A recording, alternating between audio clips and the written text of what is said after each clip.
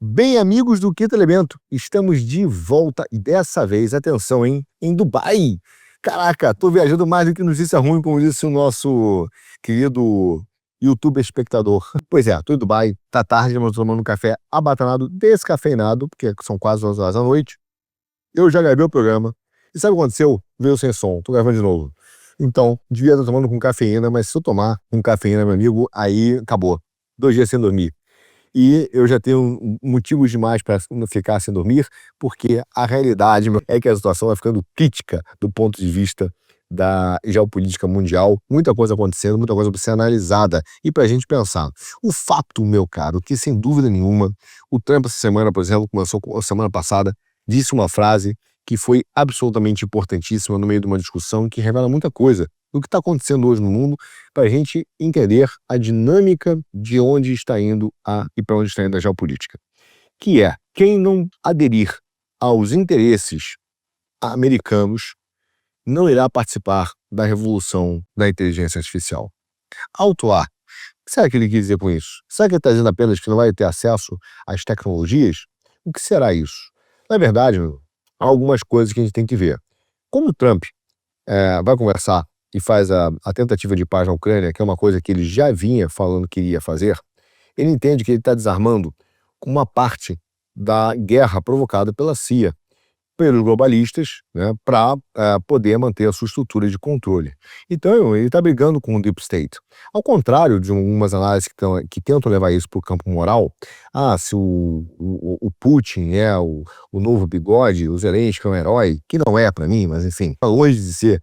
Mas o que ele está dizendo ali é o seguinte, cara, veja bem, estou desarmando o Deep State americano. Essa é uma guerra que tem a ver com a expansão da OTAN, que tem a ver com a utilização da OTAN pela CIA, desde a época do James Burnham, né, quando criou a sociedade administrativa, pelos tecnocratas. Ele está começando a fazer uma batalha geopolítica de desarmar, como desarmou a USAID, braços da CIA pelo mundo e dos neoliberais, globalistas. Agora, é óbvio que ele já entendeu, como o próprio Rubio já disse recentemente, que não dá mais para ter uma ordem unipolar. É impossível para os interesses americanos, inclusive, para o interesse do povo americano. Uma ordem multipolar ou unipolar hoje é impossível. E a ordem, então, que virá multipolar? Alto lá. Talvez não.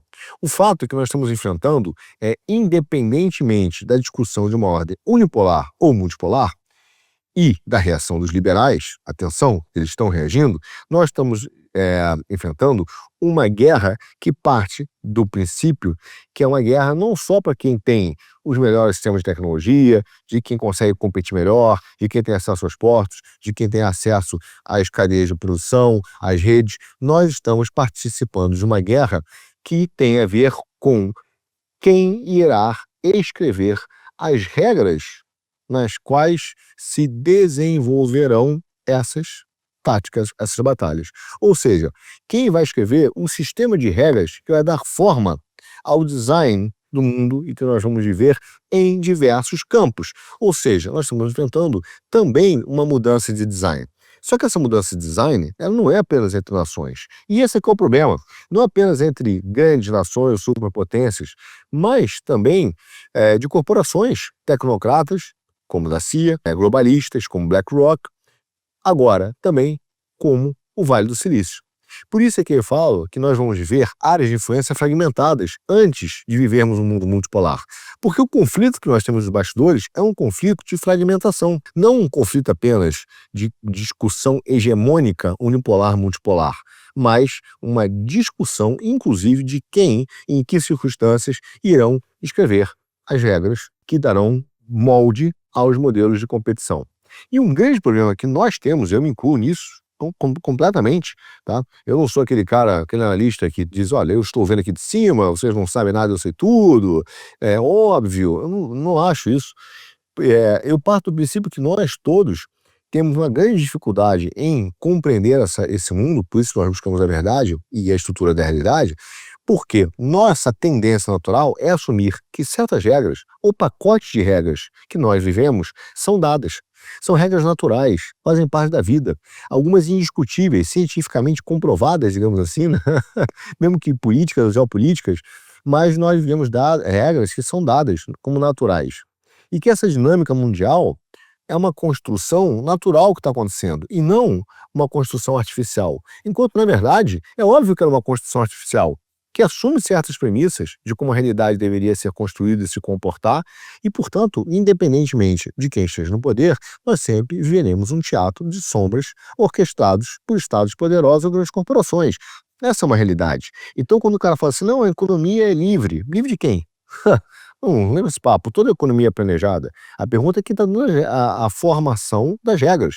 Nesse aspecto, os ordoliberais, os neoliberais, a turma que entende que é importante fazer um molde, um quadro, né?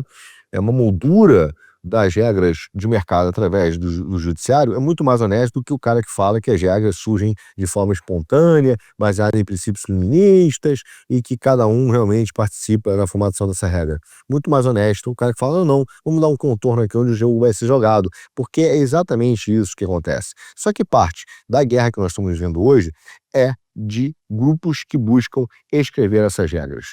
E esse é o grande conflito que nós temos nos bastidores, que antecedem hoje uma guerra quente. E eu digo que antecede uma guerra quente, porque a guerra quente, para mim, hoje, ela é inevitável, ela tem surgido, ela é uma guerra contínua, isso é uma outra discussão que a gente pode ter em um outro momento, mas é uma guerra contínua, só que hoje, os instrumentos de guerra, eles se expandiram, eles não são mais neutros, eles não ficam apenas no aspecto do território e das armas. Tem a ver com sanções financeiras, tem a ver com domínios energéticos, tem a ver com configuração, padrões de regras da inteligência artificial, padrões de regras de tecnologia, sistemas de compliance, enfim, existe um universo muito grande de atuação dos países que estão em guerra para estabelecer os seus padrões e, a partir daí, estabelecer a sua hegemonia e o seu controle.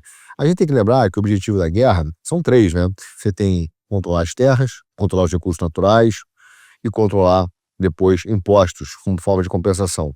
As terras, a gente vai, você vai pensar um pouco sobre isso, ela não vai se limitar hoje à questão geográfica. Muita coisa virou território de guerra, tá? Então, o que está rolando hoje é exatamente uma construção, uma batalha pelo conjunto de regras que irão moldar essas indústrias para depois você voltar a tentar recuperar certos ativos estratégicos e ver se vai para uma guerra quente ou não. Porque uma guerra quente, você precisa de gente, você precisa de dinheiro e você precisa de recursos energéticos. Acabou. Sem isso, não dá para ir para guerra quente.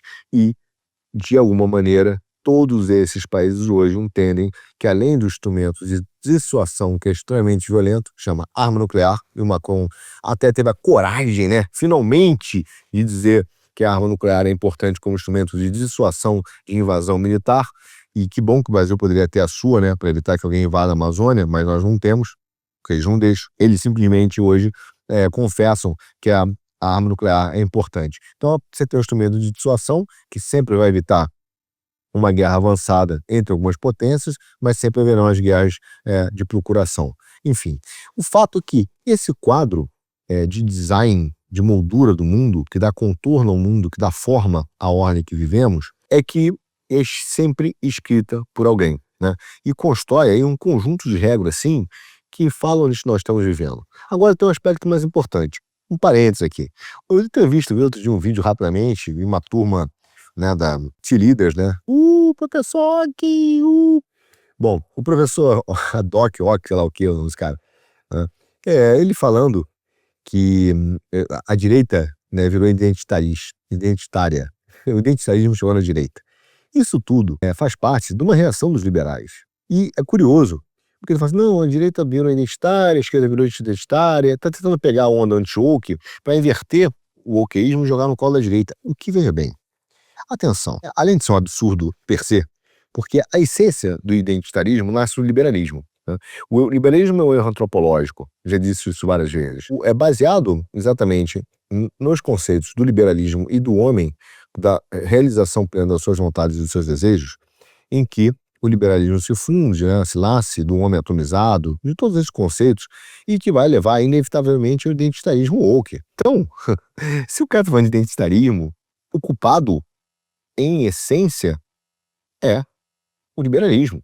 É ele que define o homem de uma forma equivocada.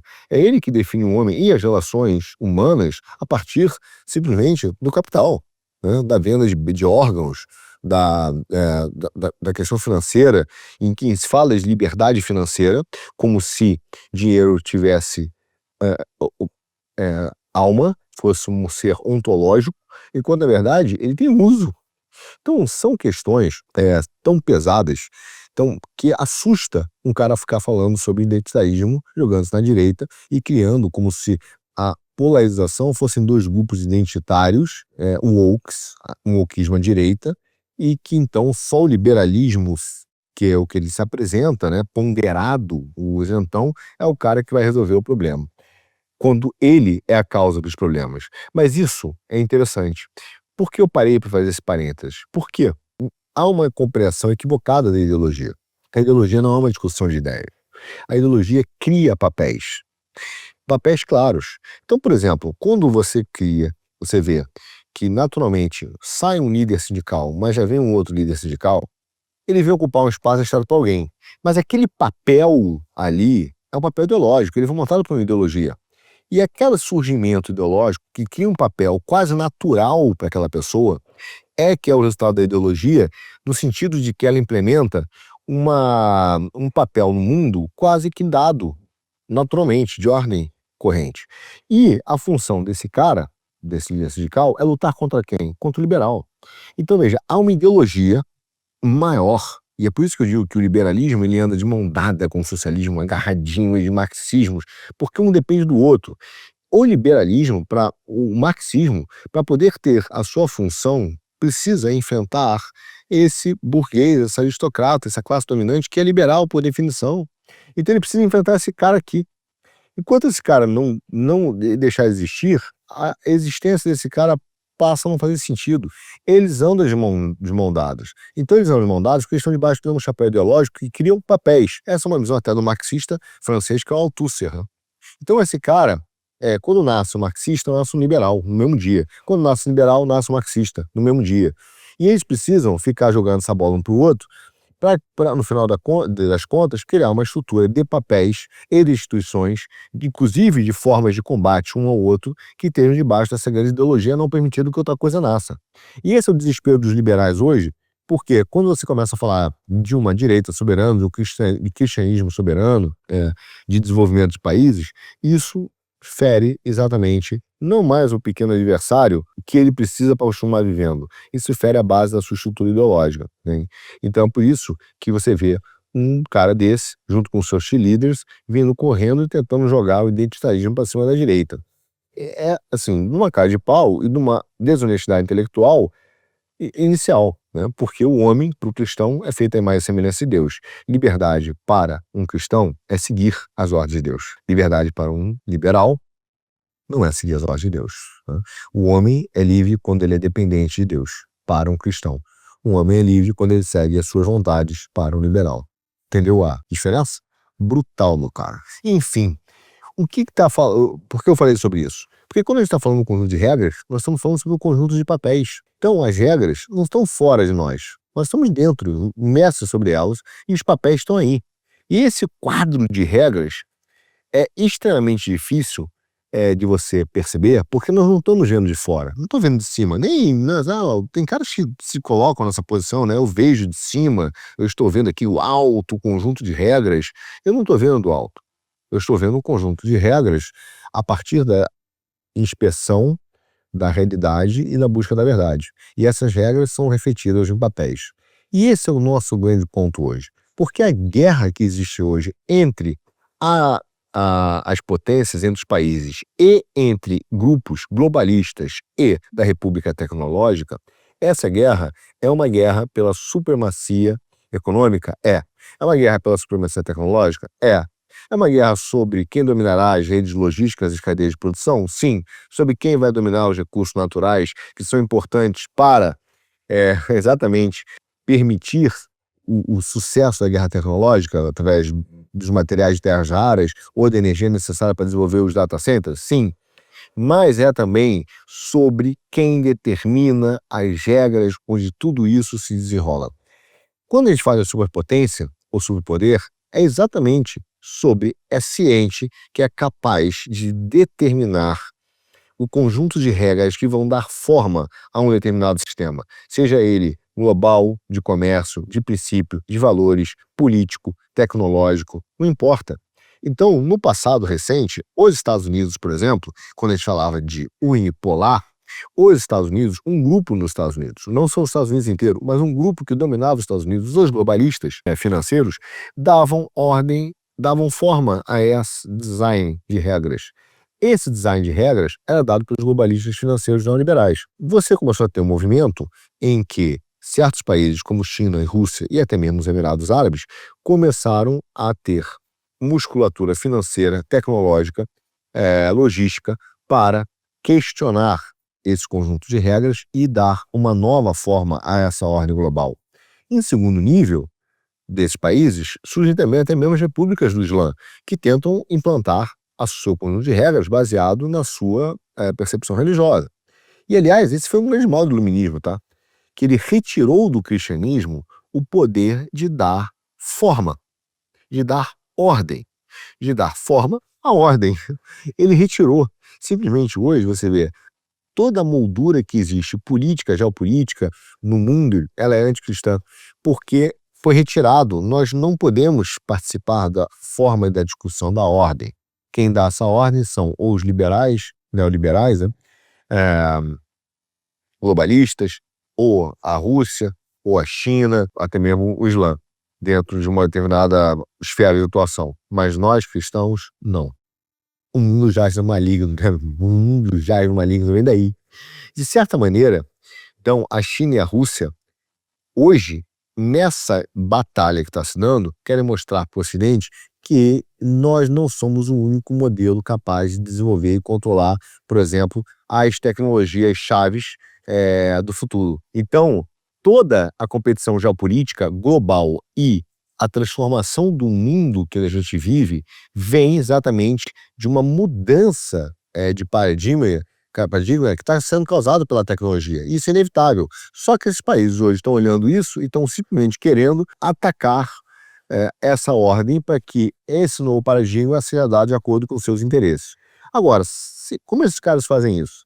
Claro, eles fazem como dizem lá, escrevendo o livro do Senhor dos Anéis, né? A autora contou essa história, que ela primeiro, para escrever aquela montanha de papel e de histórias, ela primeiro botou um mapa, ela fez um mapa.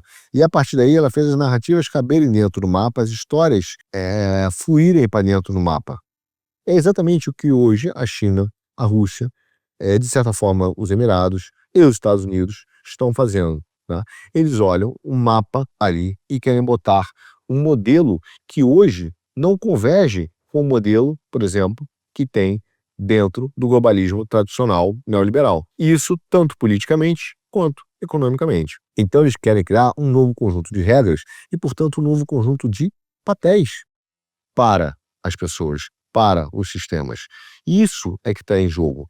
Agora, existe um novo ingrediente nessa questão, que é o Vale do Silício. Porque o Vale do Silício também quer dar forma a uma nova ordem global, tá? Pelo menos em parte dela, na questão da inteligência artificial. E é esse ponto que o Trump fala: quem quiser participar da revolução de AI, como é que você garante que uma pessoa não participa da revolução de AI? Através de sanções, etc. Tá bom. Mas como é que se aplica as sanções? Como é que se aplica que ele não faz parte de um determinado mercado? Basta ele não poder se adequar às regras de entrada. Ou seja, tem regras. Essas regras são escritas por quem? Então, essa é a briga que tem por trás disso. Quando eu falei no último programa, comecei falando sobre o evento que aconteceu em Paris, a discussão sobre governança de IA, ela tem por fundamento exatamente isso. Quais são as regras que irão atender determinados países? E ela vai continuar agora, esse ano ainda, a próxima dela será na Índia, né? Então, o nível de tensão geopolítica que nós vivemos é, assim, um predomínio pela determinação de uma nova ordem global que leva, sim, hoje, a absolutamente tudo ser arma. Porque eles entenderam que, através das regras, você vai construindo essas novas armas, você vai construindo essas novas estruturas. Então, você tem, hoje, o dinheiro como arma, energia como arma, o investimento no cyberspace como arma, o satélite como arma, comércio internacional como arma, moeda como arma, a história está sendo reescrita como arma. O que são a desinformação, a propaganda, seja russa, seja americana, seja chinesa, seja de quem for, né, dos jornais, dos globalistas, a propaganda, a narrativa, a propaganda da USAID.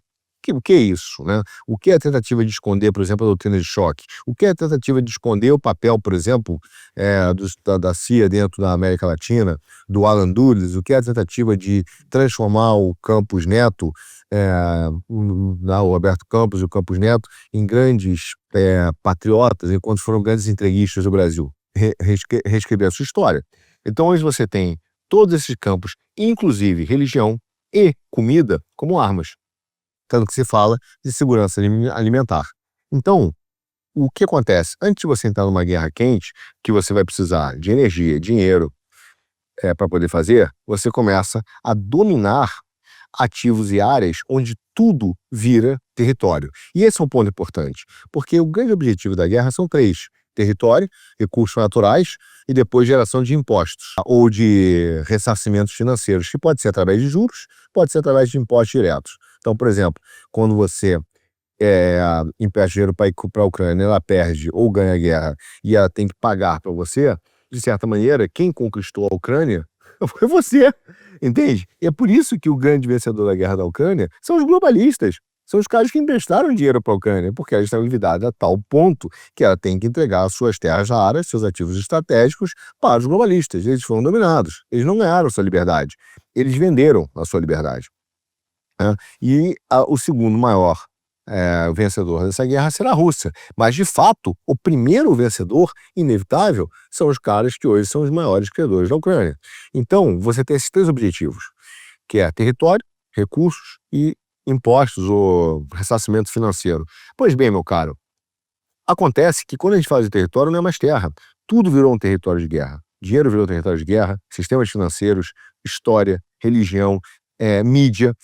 Quando nós, por exemplo, no Quinto Elemento, Kim, somos atacados pelos liberais, por exemplo, o que esses caras estão fazendo? Não são críticas ideológicas. Eu digo para vocês numa boa, não é uma crítica ideológica, não é uma crítica intelectual, é uma busca por território. Eles entendem que até isso aqui é um território que acaba sendo importante porque ajuda a moldar ou a desconstruir uma única forma de se pensar.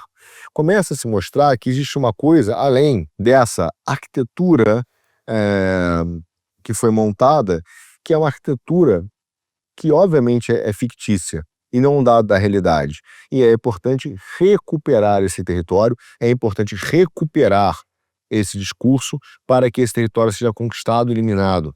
Então, a briga que existe hoje dentro da estrutura, quando nós somos atacados no Quinto Elemento pelos neoliberais, é uma briga de desespero, porque eles não conseguem responder às críticas que são feitas ao sistema que eles escreveram, ao design que eles escreveram.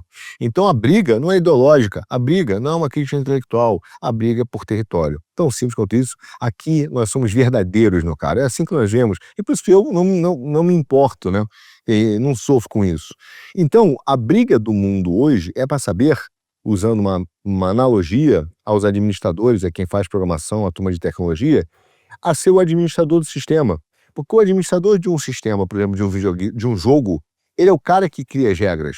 E você tem uma enorme vantagem em criar as regras. E, aliás, essa foi a grande compreensão dos neoliberais quando eles criaram e perceberam que era mais importante se você ter a utilização do sistema jurídico das cortes como agentes do que, de fato, implementar um modelo econômico. Eles entenderam que o modelo jurídico das cortes era extremamente mais importante para implementar o seu plano do que você ter qualquer outro modelo que iria ser utilizado pelas escolas econômicas. Você ter o domínio jurídico significa você ter o domínio das regras. E essa foi a grande aposta dos neoliberais desde lá do início da formação econômica neoliberal. Então, o aumento do poder do judiciário no mundo tem a ver única e exclusivamente com essa convergência do sistema jurídico globalista que vem esvaziando a política. Então, é exatamente a teoria do império versus a teoria do domínio lá do Carl Schmitt. Domínio é o poder político local. Eles permitem o poder político local como uma forma de organização, mas o império é o poder econômico. Então existe uma constituição global econômica, uma única forma de pensar que é considerada natural. Esses caras são tão bons que eles conseguiram colocar o livre mercado como uma regra natural. Você acorda de manhã e fala assim, não, porque o livre mercado tem que ser livre. Livre são pessoas, não bens. Bens não têm essência, bens não têm ontologia, né? Não são ser, não tem alma. Você não pode falar de liberdade. Então, assim, você tem uso para o dinheiro, mas esses caras criaram uma forma de pensar única, em que é quase natural, ideológica mesmo, que aí é a propagação de papéis, como disse o Althusser, que mostram bem isso. Então, eles tentaram criar isso, e isso tem a ver com o domínio do judiciário no mundo. Então, o que nós estamos vendo hoje é o que a Hannah Arendt escreveu no livro A Revolution, né? E o Carl Smith no Théorie des Partisans, que é a Guerra Civil Mundial. Nós vimos uma guerra civil mundial, e isso é indiscutível, porque são os homens, são as pessoas contra os homens livres, contra a tentativa de controle de estados globalistas e a tentativa de grupos que hoje são tecnocratas que querem implementar regras, todas elas de cima para baixo, em economias planejadas. E a expressão máxima disso é o cancelamento do status jurídico de determinados indivíduos. Quando Eduardo Bolsonaro, por exemplo, ele é ameaçado de perder o passaporte, é um cancelamento do seu status jurídico, do seu estatuto jurídico, e ele vai virar um ser juridicamente, nesse caso, inominável, inclassificável. Por quê?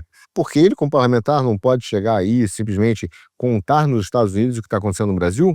Não. Não pode. Na visão da guerra civil mundial, de cancelamento jurídico, não pode. É necessário fazer uma eliminação jurídica, não só dos seus adversários políticos, mas de categorias inteiras de pessoas que não se integrarem nesse sistema determinado. Então, se você é uma dona de casa e começar a criticar ou pegar o seu dinheiro e resolver fazer uma manifestação em frente à Casa Branca, contando o que está acontecendo no Brasil, você irá ter o mesmo fim do Eduardo Bolsonaro, porque a eliminação jurídica tem a ver com a eliminação do estatuto jurídico. Isso faz parte do pensamento liberal que foi implantado no Brasil e no mundo, através da tecnocracia. A gente não pode esquecer que a tecnocracia é, na melhor definição, na definição que eles se dão na revista Technocrat Magazine, que a tecnocracia, escrita em 1930, é a ciência da engenharia social, ou seja, do planejamento. A operação científica de um mecanismo social inteiro, que é para produzir, meu caro, produzir e distribuir bens e serviços a toda a população. É a história do que, tipo, não se preocupe, nós vamos tirar tudo aquilo que você precisa. Mas atenção, o que você precisa não é o que você quer. Então você fala assim, pô, eu quero ter um carro. Não, você tem direito. Pô, eu queria uma Ferrari. Não, você vai ter um Ford Ka, que você precisa. Não, mas eu quero uma Ferrari. Não, aí você não precisa. Então esses caras estão criando um sistema planejado de maneira em que estão simplesmente separando, né, mantendo o estado natural da natureza do mundo constante com a ideia de compensação, net zero.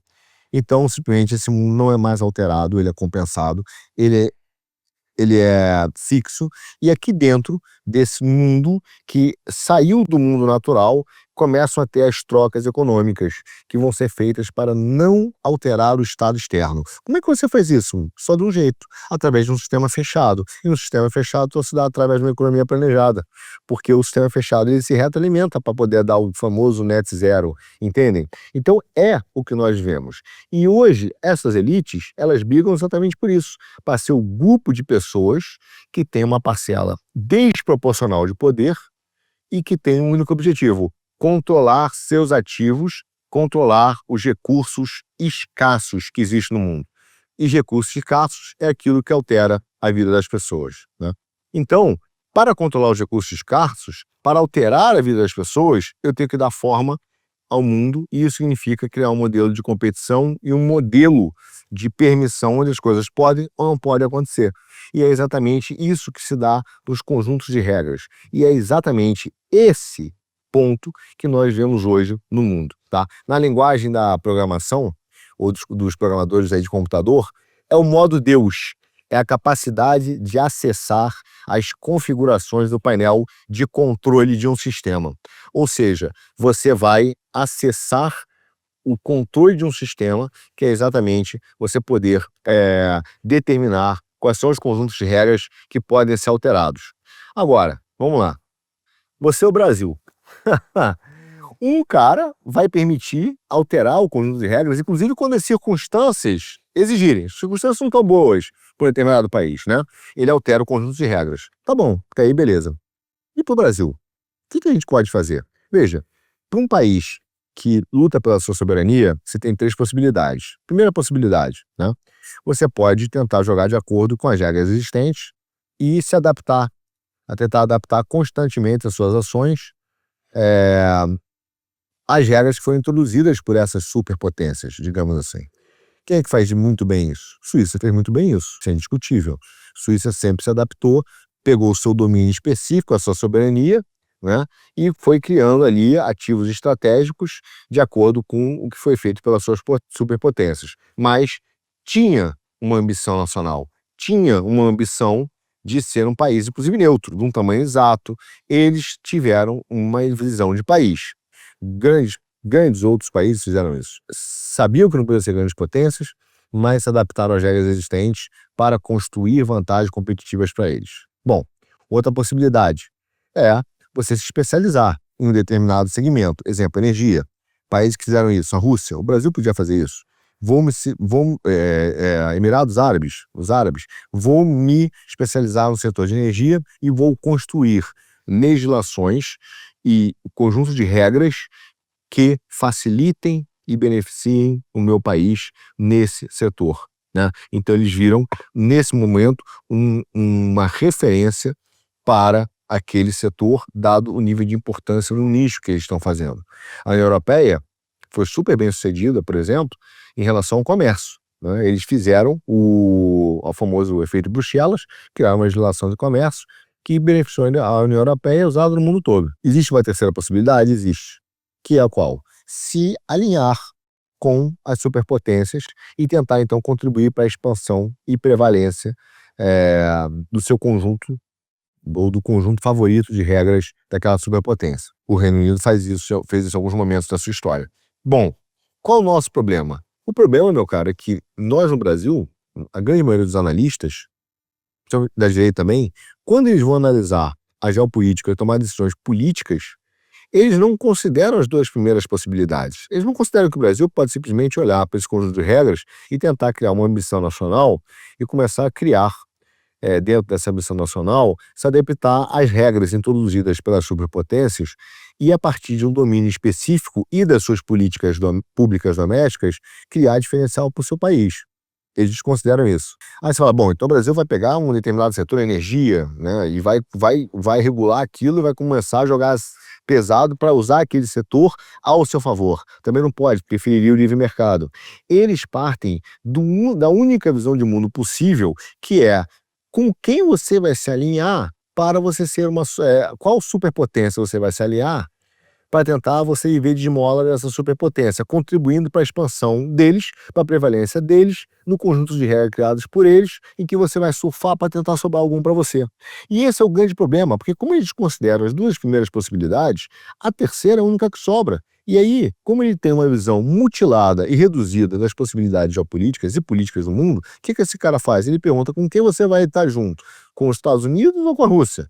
Você vai estar junto do mundo livre ou da Coreia do Norte? Você vai estar junto do mundo livre ou da China? Só que o mundo livre, entre aspas, também vive uma divisão entre os globalistas e os tecnocratas, entre a República Tecnológica que está surgindo do Vale do Silício. Entende? Então, esses caras não conseguem olhar para a realidade a partir de um cenário geopolítico, porque a única forma de fazer política e geopolítica é se alinhar com uma das superpotências. E isso está diretamente ligado, meu amigo, ao fato de que houve a formação de uma única regra, de um único modelo de regra criado pelo Fukuyama em 1979, que é o fim da história, que é a ideia do liberalismo, esvaziando a política, caminhando para a tecnocracia como um fim último, a evolução máxima da história. Isso é um conjunto de regras, tá? Então, o que o Fukuyama escreveu é a convergência do mundo todo para um único modelo de regras, que é a da democracia liberal, que contém um único modelo particular, que para ele é incontestável, de arranjo de todas as coisas da Terra. E a coisa começa a ficar, o desespero, o drama dos liberais começa a ficar alto, quando nações como China, como Rússia, com os Estados Unidos começam, em parte, a lutar contra esse deep state que montou essa democracia liberal. Esse modelo que está sendo desafiado pelo Trump, esse modelo que está sendo desafiado pelo Putin, quando você vai ver pessoas reclamando da proximidade do Trump em determinados países, o que eles estão reclamando não é da proximidade dele, é porque essa proximidade implica no fim do modelo dessa democracia liberal, que simplesmente não deu certo, que também está sendo desafiado pelo Vale do Silício, entendeu? E essa é a grande questão. Por quê? Para o Fukuyama e para o modelo da democracia liberal, todas as coisas seriam neutras. Porque a partir de agora o que vale é o livre mercado. O que vale é a regra do livre mercado e o pensamento neoliberal. Tudo é neutro, né? A política é neutra, tudo é técnico. Só que, no mundo da geopolítica, onde os interesses não são mais globalistas, onde não vai ter mais um grupo de pessoas mandando no sistema, nós não encontramos um único campo que seja neutro. E eu digo isso porque nunca realmente foi neutro. Nesse sentido, o neoliberalismo é uma grande utopia, porque não existiu nunca neutralidade.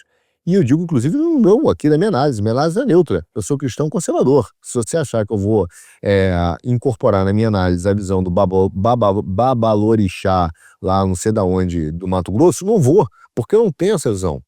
Então, nós não somos neutros, nós temos uma leitura a partir da nossa cosmovisão da realidade, que hora vai estar certa, hora vai estar errada. E tá tudo bem, e tá tudo bem. Mas é a leitura da cosmovisão em busca da verdade e da realidade, entende? Só que hoje nós temos uma realidade, mundo em que você tem nações tentando construir um mundo a partir de novas regras e da ruptura tecnológica e das rupturas comerciais e dos problemas causados por Bretton Woods, do sistema monetário, das dívidas. E você tem hoje outros setores que também são corporativos, seja do globalistas do BlackRock, seja da República Tecnológica, tentando construir um novo mundo. Atenção, todos esses mundos são artificiais, não são regras da natureza, tá? E eles acabam alterando e definindo a nossa própria realidade, porque são regras que vão ter efeitos práticos na nossa vida. E é por isso que a geopolítica, nesse momento, ela não é apenas existencial, ela não é um dado material, ela começa a ter uma visão ontológica, uma visão de mundo. Essa é a minha preocupação, por exemplo, com o transhumanismo. Eu entendo que isso altera a minha percepção da realidade, e isso tem problemas que são hoje difíceis de nós conseguirmos mensurar sobre determinadas cosmovisões, entende? E aí tem um lado importante. Você fala, tá, mas por que então o Vale do Silício surgiu e aparece com essa força de conseguir, quase como uma república tecnológica, ter a capacidade de escrever regras? É importante entender isso, porque isso está ligado ali, extremamente ligado com o papo do Trump da revolução da inteligência artificial. Pelo seguinte, o Vale do Silício, ele se alia ao Pentágono a partir do momento que existe um problema financeiro grave nos Estados Unidos. O orçamento americano chegou em níveis brutais, o Trump precisa reduzir, qualquer presidente precisaria reduzir. Grande parte do orçamento é orçamento de guerra. Além disso, você tem um problema monetário que é a substituição ou a exaustão do sistema monetário atual causado pelo padrão Bretton Woods. O que os Estados Unidos precisam? Os Estados Unidos precisam urgentemente reduzir o custo do seu custo militar. Reduzir custo significa ficar mais vulnerável do ponto de vista militar e de defesa? Claro que não. Ele precisa aumentar a produtividade. Quem aumenta a produtividade? O Vale do Silício. Toda a tecnologia hoje de IA no mundo é uma tecnologia que tem dois usos, uso civil e uso militar. Não existe apenas um uso. Isso é feito pela China, pela Rússia e pelos Estados Unidos.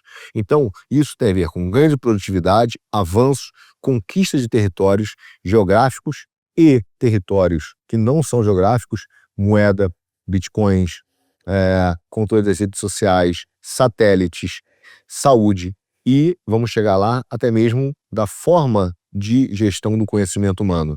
Tudo isso virou um campo de guerra no momento em que nós vivemos, tá?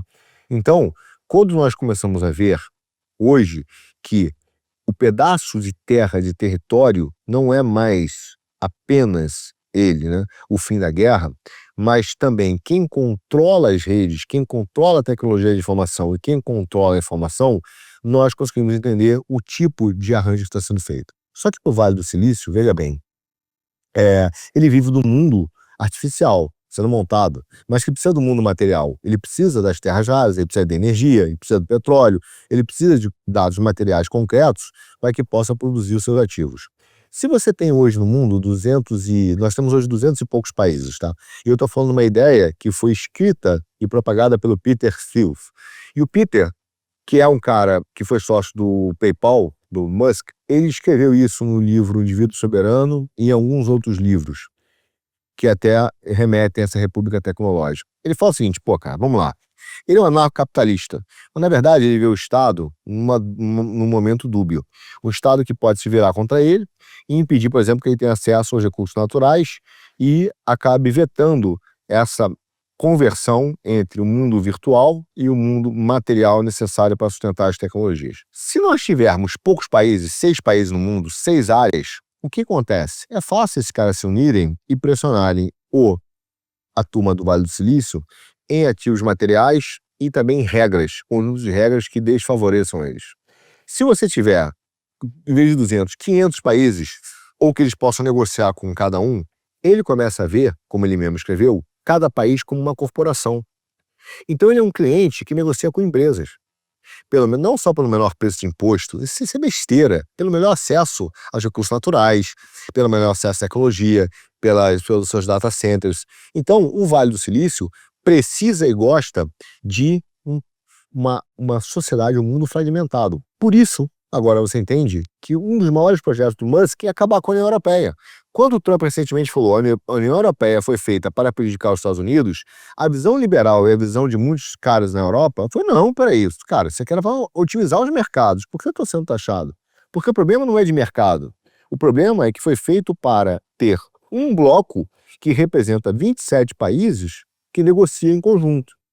E isso é um problema dentro da visão da República Tecnológica, entendem? Então, todas essas tecnologias hoje, o que está acontecendo é que o Vale do Silício viu a oportunidade de ganhar dinheiro, viu, mas também viu que o Pentágono precisaria dele, mas ele precisaria do Pentágono porque o Pentágono também gosta do modelo das guerras eternas. Então, a CIA hoje fazia revoluções, usava seus sistemas de narrativa para construir um modelo de pensamento único, mas as guerras eternas eram do Pentágono. E as guerras eternas facilitam a fragmentação de países. Então, hoje, para o Vale do Silício, se aliar ao Pentágono é algo que vale muito a pena. Então, o que nós vemos hoje é exatamente a tentativa de moldar essa distribuição do poder mundial, que no final significa moldar a vida de de bilhões de pessoas, e a partir daí tendo uma tecnologia que vai reconstruir esse mundo. Agora, como isso vai ser construído? Vou dar um exemplo para vocês da questão do território para a gente entrar, talvez, na grande mudança que nós vamos ter e que é a análise geopolítica mais relevante para a gente. É fácil falar de cabos, né? Os cabos geram território. Exemplo, esses cabos subterrâneos estão a milhares de metros debaixo do nível do mar. Porque hoje os cabos transmitem e carregam mais de 95% de todas as transferências internacionais de dados e voz, meu caro. Quando o coitado imigrante brasileiro faz um SWIFT, uma transferência para a avó dele, lá do Belém, lá do Japão, para o Brasil, para ela receber aqui o dinheirinho dela que ele está trabalhando no Japão, isso passa por esses cabos. Dados, voz, telefonema, informações, e-mails, nudes, piadinha, meme, tudo passa. Isso são informações, dados financeiros que, se cortados, acaba a comunicação. Imagina você ter acesso a isso. Isso é controlado hoje pelos Estados Unidos, na sua grande maioria, um pedaço pela União Europeia, e agora uma tentativa da China criar os seus próprios cabos.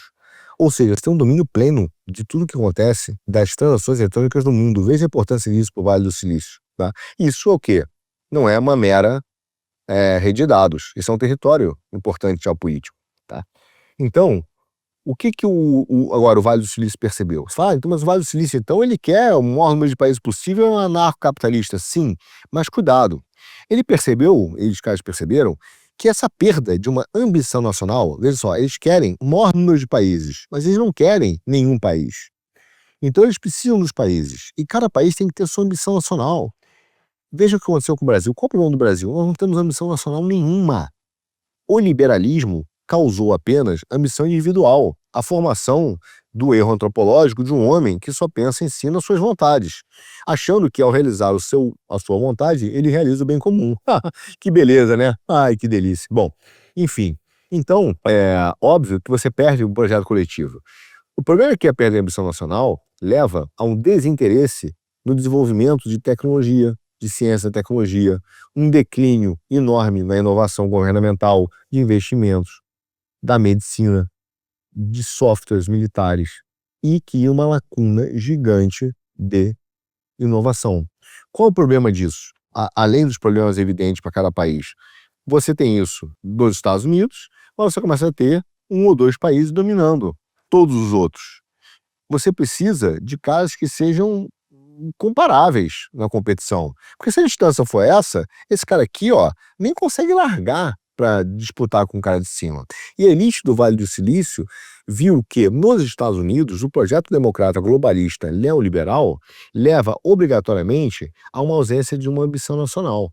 Então ele resolveu assumir para ele participar da defesa da nação para evitar que houvesse um globalismo, uma constituição global, e articulou um projeto nacional. Veja, hoje a República Tecnológica, o Vale do Silício, não tem apenas uma ideia de implantar tecnologia, porque nós vivemos dentro da tecnologia. Ele quer implantar valores, ele tem um projeto nacional. Se ele é bom, se ele é ruim, é uma outra questão. O fato é que eles desenvolveram uma visão junto com o Pentágono de um projeto nacional que preserva uma vantagem geopolítica para os Estados Unidos e que leva a uma desvantagem, por exemplo, aos seus aliados como a Europa. Tá? Mas, de fato, eles querem proteger as suas vantagens geopolíticas, garantindo o quê? Inclusive, que os direitos individuais serão maiores do que os direitos do Estado na invasão do cidadão. Porque aí ele consegue manter toda a sua estrutura tecnológica que está sendo montada dentro da sua república tecnológica dentro dos Estados Unidos. É fundamental controlar o Estado. Tem um cara chamado Nouriel Roubini. Esse cara adora fazer umas previsões muito malucas aí, mas ele merece ser ouvido em alguns pontos, tá? Ele merece ser ouvido. Ele recentemente, ele falou da revolução da IA, que é um nome que o Trump usou no seu discurso, né, na sua frase. E ele falou o seguinte, ó, cara, com a revolução aí da inteligência artificial, vai ter uma queda massiva dos preços aos consumidores, vai ter um aumento enorme da riqueza, a produtividade vai bombar, e você vai ver uma perda de emprego gigante por substituição. Por exemplo, o caminhoneiro hoje que dirige o seu caminhão, não é só que ele vai perder emprego porque o carro vai ser inteligente, o caminhão vai ser inteligente. Ele perde emprego, mas a menina do posto também perde, porque não precisa mais do cara para o banheiro tomar café e comprar pão de queijo no meio da estrada. O cara que abastece, que corta grama também da estrada, também não precisa, porque aquilo não atrapalha mais o caminhão elétrico ou o caminhão inteligente. Então você tem até a prostituta que fica lá parada num posto, esperando o caminhoneiro para fazer o seu serviço, também vai perder, porque o cara não vai existir mais. Existe uma cadeia enorme de produção que vai sendo destruída. Que não é o emprego do cara, é o pão de queijo, é o cara que leva o pão de queijo ou a massa para lá, o cara que vai consertar a máquina, o cara que limpa. Enfim, existe uma cadeia de produção. Esse é um exemplo. Então você tem uma mudança do ecossistema brutal. Alguns dizem e falam assim, e essa crítica é uma crítica boa e verdadeira. Não é bem assim, porque na Revolução Industrial se perdeu muito emprego, mas se criaram empregos melhores. É verdade. Mas também é verdade que esses empregos melhores não são imediatamente para as pessoas que perderam os empregos atuais. Há uma desigualdade imediata. O cara que tem um trabalho puramente manual, manufaturado, deixa de carregar aquilo e passa, então, a não ter função, porque agora o emprego é um emprego de IA. Porra, esse cara não vai ser absorvido. Mas as próximas gerações serão. Atenção, é um bom argumento, mas podem ser ou não, a depender do nível educacional e da exigência de empregos. E também não pode garantir que, se perderam X mil empregos, todos esses empregos serão gerados com melhor renda a partir da IA. E essa é uma boa discussão. O Roubini, por exemplo, acredita que não será gerado. E é por isso que ele é um defensor da renda básica universal. Veja, que tem um princípio curioso. Porque se você for pegar, por exemplo, o custo do controle no Brasil, que a gente chama de perda passiva, o custo do Ministério Público, o custo da Receita Federal, o custo do TCU, o custo do cara que fica aí controlando o papel, o custo do cara que faz a licitação, esse número é 3, 4 vezes maior do que a perda na corrupção no Brasil. Então, o ideal é que você acabasse com as estruturas de controle, acabasse com condicionantes de pagamentos e, incondicionalmente, desse dinheiro para alguém. A conta que esses caras fazem é que se eu acabar com a estrutura de controle e acabar com a condição, vou dar tanto para você, cara, não importa se você tem filho ou não tem filho, se é pobre, você ganhar tanto, mínimo, que é a renda básica universal, isso iria substituir a Previdência Social, o seguro-desemprego, os benefícios sociais e toda a estrutura de controle, ia ser mais barato do que o Estado tem hoje. Essa é a visão por trás. Veja bem, é uma boa discussão, mas eu, por exemplo, concordo. Eu concordo que o Ministério Público é inútil no Brasil. Eu concordo que a Receita Federal é inútil no Brasil. Ela trabalha contra o Brasil, que o TCU só tem uma função de criar problema para empresário. Veja, é uma estrutura que não é pró-Brasil, é uma estrutura de coação. Coação e extorsão. Então, essas instituições não trabalham pró-Brasil. Elas não protegem o Brasil. Elas se protegem e simplesmente fazem coerção e coação junto ao povo. Então, acreditar que esses caras são úteis é uma discussão bastante boa para se ter de forma madura. Não verei essa discussão, com toda certeza, não estarei vivo para ver. Mas na década de 70, teve um outro cara que foi o Roy Amara, e ele fez uma declaração muito curiosa aqui na questão tecnológica, né? Ele falou que, chama Lei de Amara, que nós temos a tendência de superestimar o efeito de uma tecnologia no curto prazo, dizendo que ela vai mudar tudo e tal, e no longo a gente subestima. Isso até é uma realidade em vários aspectos, até mesmo na IA. Por exemplo, você vai ver que a IA surge na década de 60, todo mundo falou que aquilo ia bombar em 80, não aconteceu, mas agora, em 2030, de fato, ela, dada a capacidade computacional, ela vai exceder a capacidade humana na maioria dos seus domínios. Isso tem um lado muito bom e faz sentido, principalmente em países que estão envelhecendo. Por exemplo, o número de robôs na China, robôs industriais na China, já está se aproximando de 2 milhões de robôs, que é mais da metade de todos os robôs que existem no mundo. Então a China hoje tem quase mais da metade de todos os robôs que existem. Só que a China está envelhecendo, o Japão está envelhecendo. Então os produtores chineses estão desenvolvendo robôs controlados por inteligência artificial por uma variedade de serviços, que é plantar árvore, colher plantações, limpar painel solar, instalar. Tem funções para as pessoas mais velhas, que não terão pessoas mais novas para fazer esse serviço. Agora, você tem outras que são assustadoras. Por exemplo, os LLMs, que é uma método de linguagem, ele pode escrever artigo, ele pode escrever documentação técnica, manual, revisar contratos. Atenção, revisar contratos. É isso que está por trás, por exemplo, um LLM que está por trás ali daquele Maria, que é o robô, ou a inteligência artificial do STF, entende? É uma revisão de contratos, é uma linguagem. Então ele analisa imagens médicas, ele pode automatizar testes de softwares.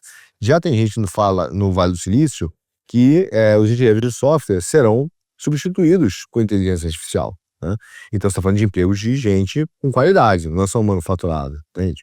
Agora, o que mais assusta nisso tudo, e esse é o ponto que a gente começa a pensar, é o seguinte: nós, num cenário, como eles vendem, né, de abundância para todos, em que a IA irá atender às necessidades, atenção, básicas, não são as que você quer, são as básicas. E fora das básicas, você não vai poder ter. E esse é o problema da economia fechada, entende? Dos sistemas fechados. Porque básico é compensado e você não mexe com a natureza. O excesso, o acúmulo, mexe com a natureza. Esse é o conceito por trás. Como você não pode mexer com a natureza, então você não pode ter o excesso. Então alguém vai dizer para você o que é o básico. O problema é que essa pseudo-abundância, ela vai gerar um efeito deflacionário enorme. O custo de vida das pessoas vai desabar. E você vai ter um problema de demanda, né? Qual será a demanda? Como é que você vai resolver o problema da desigualdade da riqueza, né? Então, o que acontece é que mais cedo ou mais tarde, o que esses caras estão falando é que vai acontecer um evento que nunca aconteceu na história da humanidade, que é um mundo sem trabalho. Um mundo sem trabalho, as pessoas não terem trabalho, tudo sendo feito automático, é um marco na história da humanidade. As pessoas têm a sua identidade, e eu acredito isso até pela visão cristã, ligadas ao trabalho, né? Elas se reconhecem, as suas habilidades profissionais ao trabalho. Veja, o trabalho definiu muito da realização e da satisfação das pessoas. E o que nós estamos vendo é que elas vão perder essa função. O que vai acontecer quando ele se perder a função? E o perigo é que eu não estou falando de funções manuais, manufaturadas. Nós estamos falando que, em algum momento, a IA vai exceder a capacidade da inteligência humana. Ou seja, o mundo sem trabalho não é um mundo só sem trabalho manufaturado, entende? Nós estamos falando que, em algum momento, o conhecimento humano aquilo que foi gerado pela inteligência humana, ela não será mais útil. O preço do conhecimento humano valerá cada vez menos. Então, você está falando de contadores, advogados, engenheiros, escritores, pessoas que têm ideias, pessoas que vivem na inteligência. Você está falando que, em algum momento, a IA vai reduzir o valor econômico do conhecimento profissional humano, seja de contador, arquiteto, advogado, escritor, artistas. Ou seja, você está participando de uma indústria em que, em algum momento, o conhecimento humano valerá cada vez menos. Nesse caso, como será uma história, uma humanidade, a república tecnológica que está sendo montada? Por isso é que é importante entender que a hora de discutir as regras que estão sendo feitas para a implementação dessas coisas é agora. E a gente tem que saber usar isso para o Brasil se posicionar de forma geral, porque tudo é uma construção de um teatro que implica a realidade. Não são dados da natureza. Quando Harari fala que isso é um dado na natureza, é inevitável, ele está dando como um dado determinístico, o que não é, porque é uma construção, entende? Então, nós começamos a ver, hoje, uma briga geopolítica que fala sobre regras, que fala sobre áreas de influência, sobre modelos.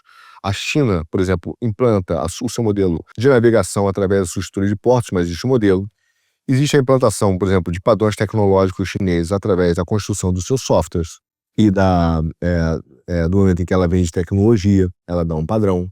Nós estamos vendo essa discussão, mas existem modelos globalistas que já entenderam também a importância de certos ativos. Quando o BlackRock, por exemplo, compra um pedaço do porto do Canal do Panamá, ele não compra porque ele é pró-Trump, ele compra porque ele sabe que aquilo será importante para ele poder sentar à mesa da negociação de quem fará as regras em determinados setores.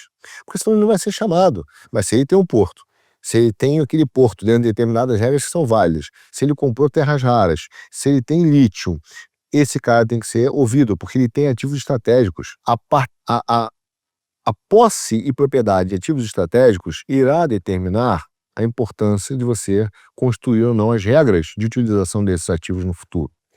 E no futuro onde a humanidade, a proletarização da classe média, a destruição da classe média, a formação de uma classe baixa que vai receber apenas aquilo que é necessário, comandado ou pelos globalistas, ou por nações, ou por uma república tecnocrática ou tecnológica, é o desenho que está se dando no mundo atual, onde você tem uma parcela de uma direita que ainda reage e diz que o indivíduo coletivo tem que assumir essa cosmovisão, entende?